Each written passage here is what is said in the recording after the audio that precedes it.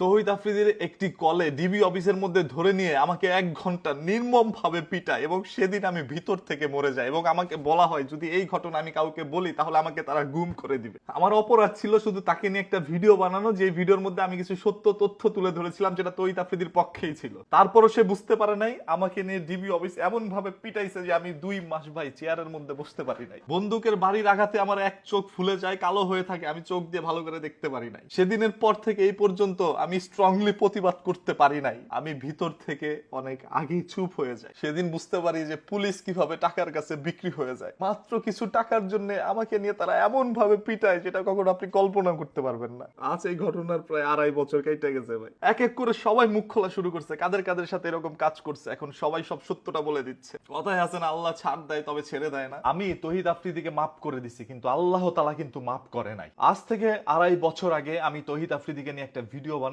যেই ভিডিওর মধ্যে আমি কিছু সত্য তথ্য আপনাদের সামনে তুলে ধরেছিলাম। সেই ভিডিওটি তৌহিদ আফ্রিদি মেনে নিতে পারে নাই, যার কারণে তার টিমমেট থেকে প্রথমে রাহি আমাকে একটা ফোন দেয়, দিয়ে বলে যে ভাই আপনি কি ভিডিও বানাইছেন, আফ্রিদি ব্রো তো খুব রাগান্বিত হয়ে গেছে। আমি বললাম ভাই আমার যদি কোনো ভুল থাকে আপনি বলেন, আমি তাড়াতাড়ি ভিডিওটা ডিলিট করে দিই। পরে বললো না, ব্রো যতক্ষণ না বলবে ততক্ষণ ওই ভিডিওটা ডিলিট করতে পারবেন না। তো আমিও আশায় আছি যে কখন আফ্রিদি বলবে ভিডিওটা ডিলিট করতে, আমি ডিলিট করে দিব। দুপুরবেলা ফোন দিল তার টিমমেট থেকে জাকারিয়া। সে ফোন দিয়ে বলল যেহেতু আপনি একটা ভিডিও বানায় ফেলছেন, আপনি একটু ডিবি অফিসে আসেন, আপনি ওইখানে এসে একটা মুসলেখা দিয়ে যান যে আর কোনোদিন এই ধরনের ভিডিওগুলো বানাবেন না। তো আমি চিন্তা করলাম যেহেতু পুলিশ ডাকাইছে ডিবি অফিসের মধ্যে, সেহেতু আর কোনো ঝামেলা নাই, পুলিশের সামনে তো আর আমাকে মারধর করতে পারবে না। এই চিন্তা করে আমি ডিবি অফিসে যাই এবং যাওয়ার সময় আমার পরিচিত যত ভাই ব্রাদার ছিল আমি সবাইকে ফোন দিছি, ভাই আমাকে তো ডিবি অফিসে ডাকাইছে, আমি কি করব? সবাই বলল তুমি যাও গিয়ে ওইখানে একটা মুসলেখা দিয়ে আসো। আমি আর কোনো কিছু চিন্তা না করে ডিবি অফিসে যাই। ওইখানে জাকারিয়া আমাকে রিসিভ করে নিয়ে যায় 4 তলায়। একজন পুলিশ অফিসারের রুমের মধ্যে আমাকে ঢুকায়, গিয়ে দেখলাম ওই পুলিশ অফিসার তখনও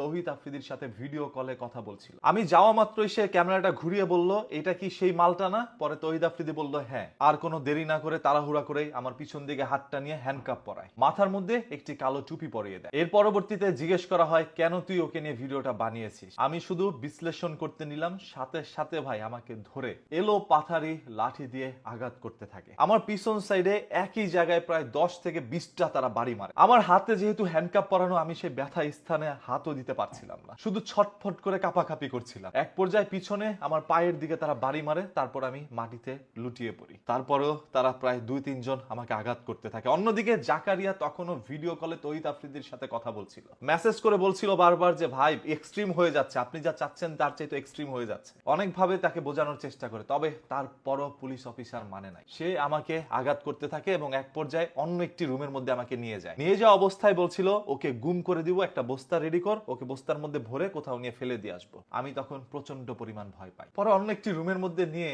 আমার হাঁটুর মধ্যে বাড়ি দিয়ে আমাকে ধরেন এই যে এইভাবে, আমার তো বাধা, আমাকে এইভাবে বসায়।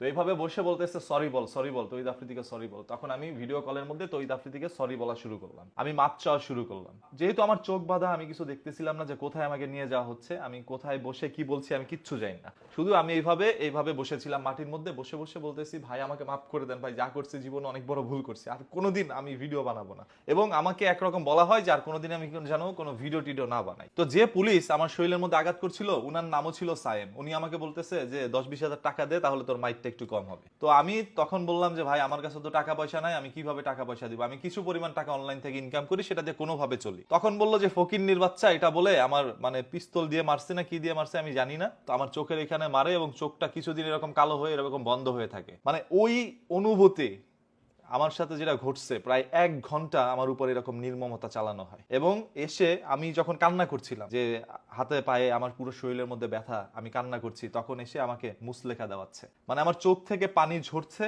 আর আমাকে দিয়ে লিখাচ্ছে, উনারা বলে দিচ্ছে আমি সেটা লিখছি, লিখে তাদের কাছে মুসলেখা দিয়ে আসি। এবং আসার সময় তারা আমাকে দিয়ে একটা ভিডিও ধারণ করে, 4-5 বার শুট নিছে। সেই ভিডিওর মধ্যে বলাইছে যে তৌহিদ আফ্রিদিকে নিয়ে যে ভিডিও বানাইছে এটা ভুল হয়েছে, আর জীবনে এরকম কিছু করবো না। ওই ভিডিওটা হয়তো বা আফ্রিদির কাছে তারা দিচ্ছে। এবং আমাকে যে পিটাইছে সেই ভিডিওটাও কিন্তু তৌহিদ আফ্রিদির কাছে থাকার সম্ভাবনা আছে। তো শুধু আমি এটা বলবো, আমি একটা গরিব পরিবার থেকে উঠে আসছি ভাই। আমি তখন সত্য কথা বলতাম, যে অন্যায় যেখানেই হচ্ছে সেখানে গিয়ে আমি প্রতিবাদ করতাম। তো আমি চিন্তা করি না কোনোদিন যে এই প্রতিবাদ করতে গেলে এই সামান্য একটা ভিডিওর জন্য নিয়ে আমাকে ডিবি অফিসের মধ্যে অন্যায়ভাবে আমাকে এইভাবে পিটাবে। ভাই আপনি একবার জাস্ট এইটা চিন্তা করেন, আমার নামে কোনো অভিযোগ নাই, আমার নামে কোনো মামলা নাই। অনলাইনে অসংখ্য কন্টেন্ট ক্রিয়েটর আছে, তাদের ব্যাড সাইডও আছে। তো আমাকে নিয়ে দেখেন তো কোনোদিন কোনো ব্যাড সাইড আপনারা পাইছেন কিনা, আমার কোনো লিঙ্ক ভাইরাল হয়েছে কিনা আজ পর্যন্ত। আমি সবসময় চিন্তা করছি যে আমার ক্যারিয়ার সবসময় ভালো রাখতে হবে, ভালো কাজ করতে হবে, যাতে করে জনগণ আমাকে ভালো বলে। বাংলাদেশে অনেক কন্টেন্ট ক্রিয়েটর আছে ভাই, সত্য কথা কয়জনকে বলতে দেখছেন? কারণ সত্য কথা তারা বলতে পারে না, বললেই তাদের অবস্থা এরকম ভয়াবহ হয়। আমাকে ডিবি অফিসের মধ্যে যখন নেওয়া হয়েছে, আমি যখন হ্যান্ডকাপটা পিছনে আমার বাধা হয়েছে ডিবি অফিসের, তখন আমি জাস্ট চিন্তা করতেছি যে আমি কি বড় অন্যায় করছি, আমি অনেক বড় ক্রিমিনাল। আমার নামে কোনো জিডি নাই, আমার নামে কোনো মামলা নাই, কোনো অভিযোগ নাই, কে ডাকাইলো, কি কারণে করলো, আর একজন পুলিশ অফিসার সে কিভাবে আমার গায়ের মধ্যে হাত তুলে কোনো অভিযোগ ছাড়া। এবং আমার সামনে একটা খাতা নিয়ে লিখতেছে, মানে 7টা 8টা মামলা লিখে ফেলছে। আমি জামাত শিবির করি, আমি হুজুরদের পক্ষে কথা বলি, আমি এইটা ওইটা জঙ্গি, কত কিছু বলছে তারা। এবং এক পর্যায়ে আমার হাতে একটা পিস্তল দিয়ে তারা ছবিও তুলছে। মানে সেই সিচুয়েশনটা আমি আপনাদেরকে বুঝাইতে পারবো না। প্রায় 1টা ঘন্টা এই রুম থেকে ওই রুম, ওই রুম থেকে এই রুম নিয়ে নিয়ে আমাকে পিটাইছে। শুধু লাঠি দিয়ে আঘাত করছে তা কিন্তু না, তারা হাত দিয়ে আমার গালের মধ্যে অল টাইম মারতে থাকছে। কে মারছে, কি করছে আমি জানি না ভাই। আমার সাথে কি ঘটছে আমি আজ অব্দি কাউকে এই বিষয়টা বুঝাইতে পারি নাই। আমি কখনো আমার অনুভূতি আমি শেয়ার করতে পারি নাই। খালি বলছি যে আল্লাহ একদিন তুমি এটার বিচার করবা। আমি সত্য কথা বলছি, এই জন্য আমার উপর আঘাত করা হয়েছে, এটার বিচার একদিন তুমি করবা। কেন আমি চাই না আজকে তহিদ আফ্রিদির ক্ষতি হোক? কারণ আমি গরিব মানুষ ভাই, আমার শরীরে যদি আপনারা পিটান, আমি ওই ব্যথাটা মোটামুটি সহ্য করে নিতে পারবো। গরিবের তো অনেক আঘাতই সহ্য করতে হয়। তবে আফ্রিদি তো মানে স্বর্ণের চামচ মুখে দিয়ে বড় হয়েছে, বড় লোক মানুষ ভাই, ওর কথায় পুলিশ প্রশাসন সব উঠে বসে। যদি পুলিশ ওর কথায় না উঠতো, তাহলে সেদিন ডিবি অফিসে আমার নামে কোনো অভিযোগ না থাকা সত্ত্বেও আমাকে কিভাবে এনে ডিবি অফিসের মধ্যে অন্যায় এবং বেআইনি ভাবে আমার উপর আঘাত করতে পারে।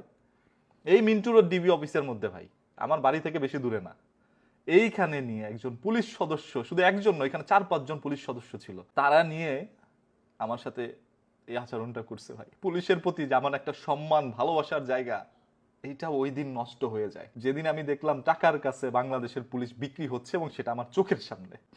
আমার নামে জিডি থাকতো, আমার নামে কোনো অভিযোগ থাকতো, আমাকে নিয়ে তারা যা খুশি করতো, এবং আদালত যদি রিমান্ড দিত তারপর আমাকে নিয়ে রিমান্ডের মধ্যে নিতে পারতো। তবে আমার তো আদালতেও নেওয়া হয় নাই, আমার নামে কোনো অভিযোগও নাই, আমাকে কেন রিমান্ডের মধ্যে দেওয়া হইলো?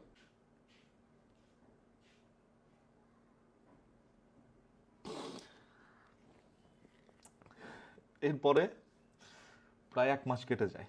কেটে যাওয়ার পরে তহিদ আফ্রিদি আমাকে ফোন দিয়ে বলে, তুই কেন ভিডিও বানাচ্ছিস না? মানুষ ভাববে যে তোকে নিয়ে আমি কিছু করছি, এই জন্য তুই ভিডিও বানাচ্ছিস না, তুই কালকে থেকে ভিডিও বানা। আমি বললাম যে ভাই আমি আর জীবনে কোনোদিন ভিডিও বানাবো না, আমি এই লাইন ছেড়ে দিব ভাই, প্রয়োজন আমি রিক্সা চালায় খাবো। পরে বললো না, তোর ভিডিও বানাইতে হবে।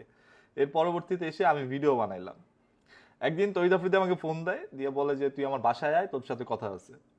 তো আমি মানে তার বাসায় গেলাম, যে যাক জীবনে একবার তো মাইর খেয়েছি, গেলে হয়তো আবার মারবে, চিন্তা এই ভাব নিয়ে, মানে মনের মধ্যে এই চিন্তা নিয়ে আমি গেছি।